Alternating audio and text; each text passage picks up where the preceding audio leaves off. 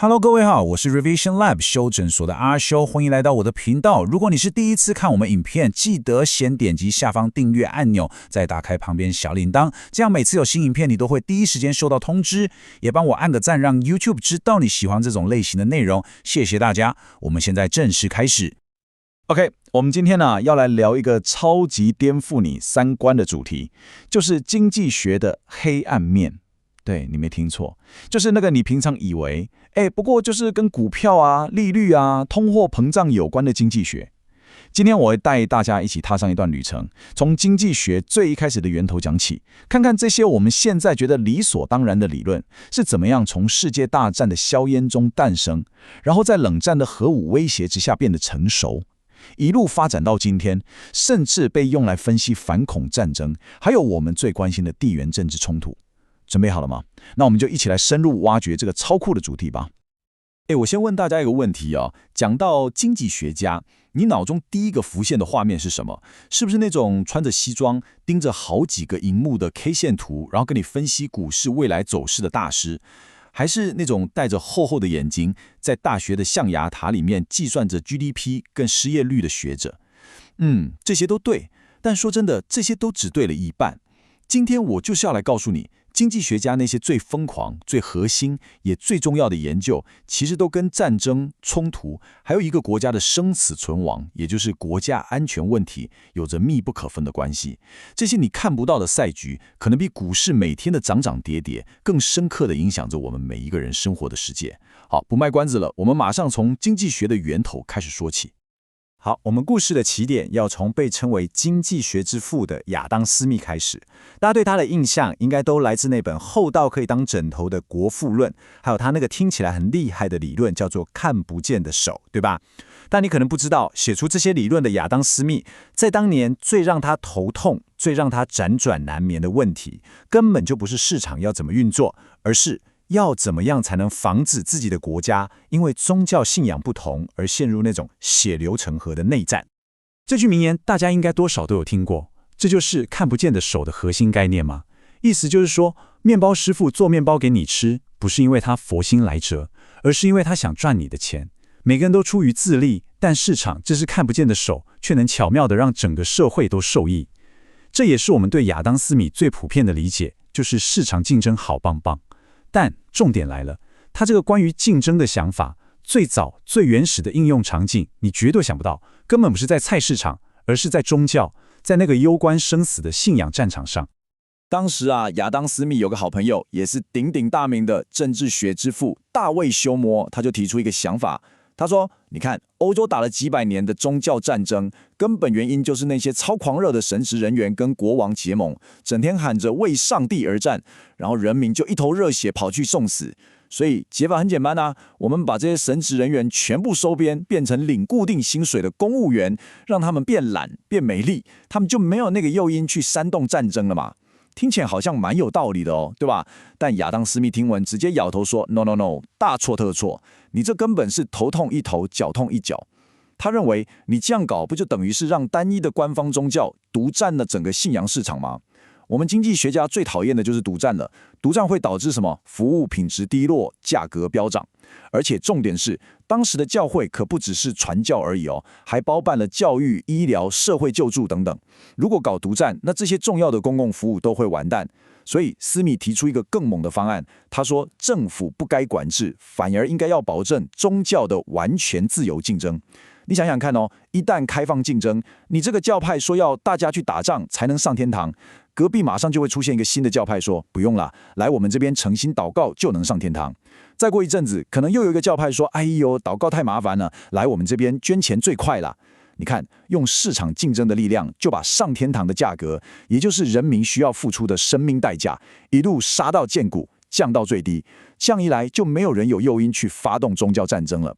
这个想法最终深刻地影响了美国宪法的起草，成为现代政教分离原则的滥觞。你看，经济学从一开始就在处理这种生死存亡的国安问题了。好，时间快转到20世纪，这个时候的经济学家已经不再只是在象牙塔里面写书的思想家了，他们是直接走进了战场的指挥中心，用他们的理论真枪实弹的在影响整个战局。尤其是在2次世界大战期间，经济学真的成为了决定战争胜负的关键武器。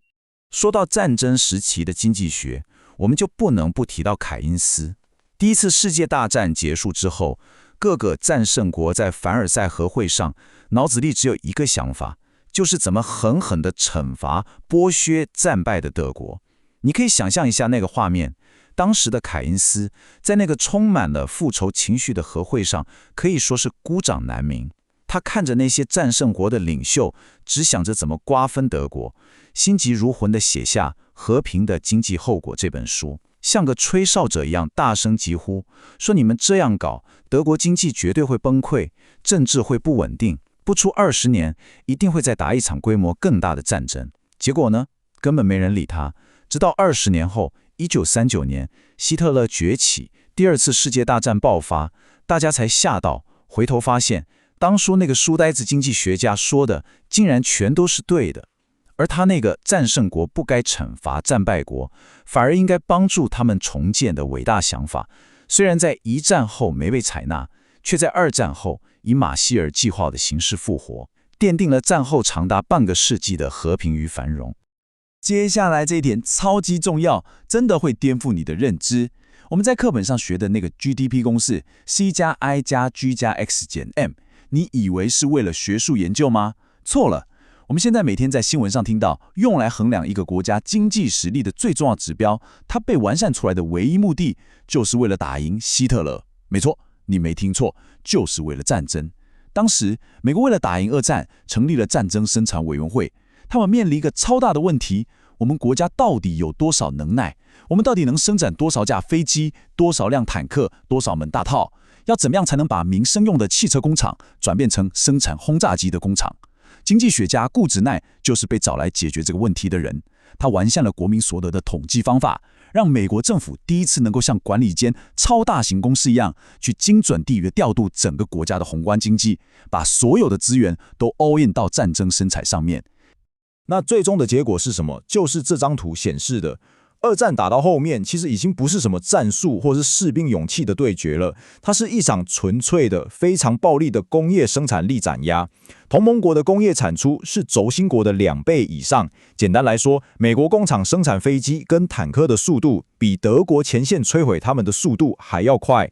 战争到最后变成了一道冷冰冰的数学题，而 GDP 这个经济学工具，就是帮助同盟国解开这道题目、拿到满分的关键。2战的硝烟散去，世界迎来的不是和平，而是一种更令人窒息的恐怖。美国跟苏联这2大强权手上都握着足以毁灭地球数十次的核子弹，人类历史上第一次真正面临到随时可能因为某个人按错按钮就自我毁灭的危机。在这种极端的状况下，传统的军事战略可以说是完全失灵了。这时候，一群经济学家和数学家带着他们的黑板和公式，走进了五角大厦，发展出了一套全新的理论来管理这个恐怖的平衡。这个理论就叫做赛局理论。我们来看这个非常经典的囚徒困境模型，它完美的解释了冷战时期的核武僵局。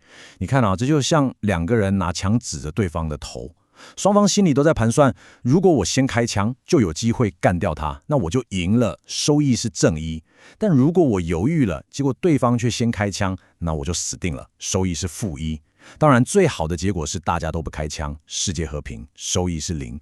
最糟的情况就是我们一起开枪，同归于尽，收益是负10。在这种互相猜忌的循环之下，你会发现，不管对方怎么想，对我来说，先开枪似乎都是最保险、最理性的选择。这在赛局理论里面叫做优势策略。但这就造成了一个超级可怕的第一次打击诱因，战争随时都可能因为一个误判就一触即发。那么该怎么办呢？赛局理论学家提出了一个既疯狂又天才的解法，叫做保证互相毁灭，英文是 Mutually Assured Destruction， 简称 MAD。你没听错，就是疯狂的那个 MAD。它的逻辑是这样的：第一步，我要发展出第2级能力，意思就是我把我的核弹藏在你看不到也打不到的地方，像是深海里的核子潜舰。第2步，我要大张旗鼓地让你知道我有这个能力，就算你发动第一波突袭，摧毁了我所有陆地上的飞弹基地，我藏在海里的核潜舰还是能够发动毁灭性的反击。如此一来，就彻底改变了整个赛局的数学。原本你先攻击获胜的收益是正1，现在因为你确定会遭到毁灭性的报复，那个收益瞬间变成了-5。这个解法听起来是不是既疯狂又天才？它的核心精神就是我不要赢，但我确保你也不能赢。我透过展示我有能力跟你同归于尽，来逼得你不敢动手，这就创造了一个新的纳许均衡。所谓纳许均衡，就是指在这个状态下，没有任何一方可以单方面改变策略而让自己获益。在 MAD 建立之后，不攻击就成了双方唯一的理性选择，一个脆弱但却稳定的和平就这样达成了。这就是用数学，用冷冰冰的理性去框住人类最疯狂的毁灭冲动。好，我们继续看下去。经济学的核心，说穿了，其实就是研究诱因。这个看似简单的概念，不只可以应用在市场买卖，更可以像一把非常精准的手术刀，来剖析像是兵役制度，甚至是恐怖主义这些跟人性最深层的欲望与恐惧息息相关的复杂问题。在1973年以前，美国跟现在的台湾一样，是实施征兵制的。当时提出废除征兵制关键论点的是一位叫做沃尔特伊的经济学家。他的故事本身就充满了传奇色彩。他是一位日裔美国人，在二战的时候，全家还被关进集中营，而且他本人因为意外而失明。一个在战争中被国家伤害过又看不见的人，却用经济学的理性之眼看穿了国家兵役制度的本质。他问了一个很根本的问题：为什么国家要用征兵的？大家都会说因为公平啊，而且比较省钱，对吧？但沃尔特伊说不对，征兵制表面上看起来金钱成本很低，但它产生了一个非常巨大的隐藏成本，叫做效用损失。意思就是说，你强迫一个根本不想当兵，未来可能成为顶尖工程师或医生的人去军队里扫地，整个社会的总效益其实是大幅下降的。他的计算是，如果美国从征兵制改成募兵制，付给军人市场水准的薪水，虽然账面上的金钱成本会增加，但扣掉省下来的那个巨大的效用损失，整个国家反而能够净赚70亿美金。这个纯粹从劳动经济学出发的分析，最终说服了美国政府，在1973年正式废除了征兵制。好，我们再来看一个更有趣的模型，叫做俱乐部模型。你有没有想过一个问题？为什么有些比较极端的宗教团体会要求他们的信徒去遵守一些在我们外人看来超级不理性的规定？比方说不能吃什么，不能穿什么，甚至要放弃高薪的工作，把所有的时间都拿去背诵古老的经文。他们是傻了吗？经济学家说不，这背后其实是一种非常精密的理性设计。这些严格的规定就像是加入一个高级俱乐部的会费。你愿意付出这么高的代价，就等于是发出一个非常强烈的信号，证明你对这个团体的忠诚度。而作为回报，当你遇到困难的时候，失业、生病、嫁娶，这个俱乐部会提供你一个非常强大的互助网络，来照顾你的一切。那这个看似在研究宗教的模型，跟国家安全有什么关系？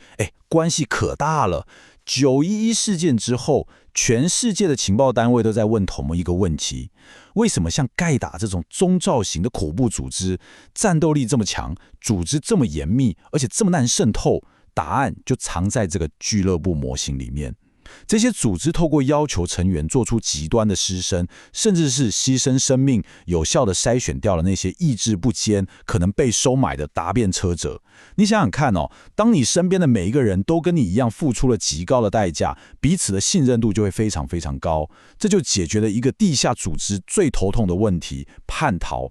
因为对这些成员来说，背叛组织的代价远比政府提供的赏金要高得多得多。所以说，这个经济学模型其实完美解释了为什么某些恐怖组织会如此致命，而且难以瓦解。最后，我们把焦点拉回到现代的战场。现在的经济学家们不只满足于回顾历史，他们更野心勃勃地想要用数学模型来理解，甚至是预测当代的冲突。从阿富汗的山区到我们最关心的台湾海峡。美国在伊拉克和阿富汗战争中一开始打得非常辛苦，他们后来才意识到，现代的反叛乱战争它不是一个两方赛局，而是一个三方赛局。你可以想象这是一个三角关系，政府和叛军都想拉拢平民。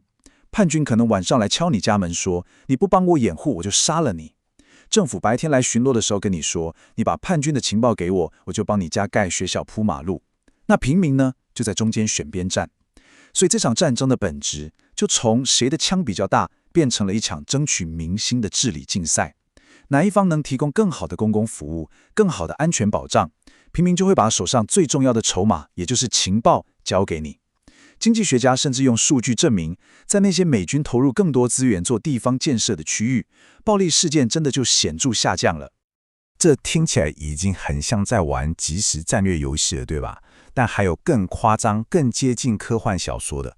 经济学家现在正在尝试用他们最擅长的工具，也就是分析市场价格竞争的模型，来预测军事冲突的动态。他们拿以色列和哈马斯在加萨走廊长达10几年的冲突数据来进行分析。这个模型的核心概念叫做反应曲线。这个逻辑其实很简单，就像两个人在吵架，以色列的反应取决于哈马斯骂了多大声，而哈马斯下一句要骂得多难听，又取决于以色列回得多凶。你一拳我一脚，双方的行动互为因果，形成一个不断循环的动态系统。透过分析数万笔的攻击与反击数据，经济学家竟然真的可以画出双方各自的反应曲线。而这个模型的分析结果，真的会让人从背脊整个凉起来。数据显示，这场打了几十年的血腥冲突，并不是随机爆发的失控行为，它竟然会趋向一个可以被预测的、稳定但却充满暴力的均衡点。更可怕的是，这个系统是马可夫性质的，意思就是历史的伤痕、过去的恩怨情仇，其实不太重要，它就像一个没有记忆的暴力机器，只根据上一秒的输入来决定下一秒的输出，不断的自我循环。在这个系统里面，和平也就是零攻击，虽然是一个理论上可能的选项，但它就像一颗放在陡坡上的球，非常不稳定。系统会自动的、无情的把它推回到那个充满暴力冲突的均衡状态。讲到这里，你脑中一定会浮现一个问题：如果这种模型可以用来分析以色列跟哈马斯的冲突，那它能不能用来分析更复杂的，像是台湾海峡的局势？当经济学的工具已经进化到可以量化和预测冲突，这对我们来说究竟是机会还是更大的挑战？如果台海之间也存在一个反应曲线，那它的均衡点会在哪里？是维持现状，还是某个我们不愿看到的暴力水平？这问题我没有答案，但它显示了经济学早已不是书斋里的学问，而是真实世界里最硬核的赛局。总结一下今天的重点，我们今天可以说是一起走过了一趟经济学的黑暗之旅，看到了它在国富和股市之外更冷酷也更攸关生死的一面。第一，我们发现经济学之父亚当·斯密，他最关心的其实不是教人怎么发财，而是如何用市场竞争的逻辑来避免血流成河的宗教内战。第二，我们今天朗朗上口的 GDP 这个衡量国力的指标，最初竟然是为了打赢希特勒而完善的战争管理工具。第三，看似抽象难懂的赛局理论，它在冷战时期是把人类从核武毁灭边缘拉回来的数学盾牌。最后，从废除征兵制到分析恐怖组织，我们看到最基本的经济学原理，像是诱因和组织理论，都为国家安全提供了我们从未想过的深刻见解。今天的内容就到这边，如果你觉得这一集有帮助，记得马上点赞、加订阅、加开启小铃铛。我们正在冲订阅，需要你的支持。我是阿修，我们下次见，拜拜。